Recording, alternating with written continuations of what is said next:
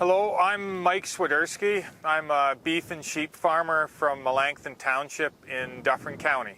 We have we graze some stocker cattle, but we also have a flock of around 300 annual lambing ewes that we lamb on pasture in June.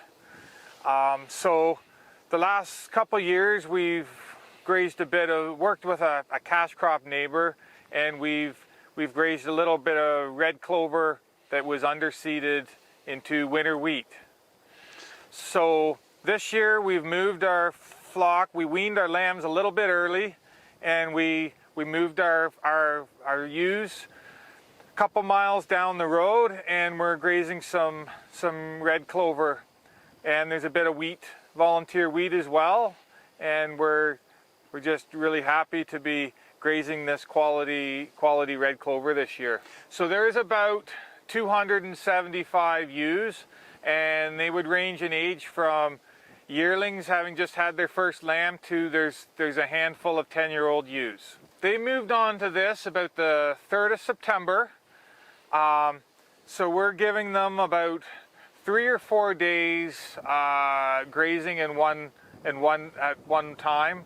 So there's 2 nets wide by 3 nets wide. They stay here all the time. We're not moving them into shelter or anything. We've got 2 guard dogs with them. I'm trying to graze it down enough that there is regrowth. Hopefully when I leave, the regrowth will be about as high as the stubble, so that my kind neighbors can either desiccate it or leave it through the winter with really good cover. So as we've been here close to a month now, we've had quite a bit of growth. So now they're spending there's a little bit more yield here. So they're spending a little bit longer. I would spend, on average, I would be less, I can have it down and moved in around an hour. So if you put that over several days, I would be less than half an hour a day managing these sheep. I've got quite a bit of polyline inventory.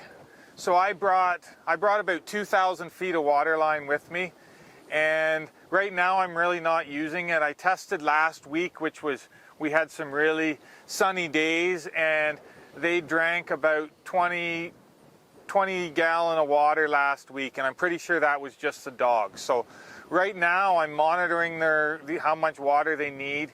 They're really not, the ewes are drinking almost no water right now. We always want 2 guard dogs with our sheep at all times.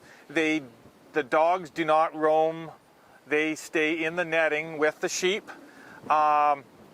So we've found that if we have 2 dogs with our sheep, and the sheep are only in a couple acres at a time, that we can manage our coyotes quite effectively. Well, our neighbor, they are very interested in soil health, so they see it as a way to introduce livestock to their operation without them having to manage those livestock. As far as their digestive system, these ewes were on very good quality pasture before they got here, so they had no trouble adjusting to the fairly high level of red clover. Now, I find they will consume a little more salt and mineral than they did with our grass mix pastures, and a few of them get some sore feet that most of them I don't treat, but a few of them just have a few sore feet coming onto the red clover, but as time goes by, they get adjusted. By leaving them there the right amount of, what I would consider the right amount of time, they're also eating any weeds, such as in this field there's a few plants of Palmer amaranth, and that's about the last species they want to eat, but they do eat it right down, which is very important in the relationship with the cash crop farmer as well, is to get rid of those problem weeds as well as the desirable forage that's here. Yeah, there's about 70 acres, and I'm aiming to have about 60 days worth of feed.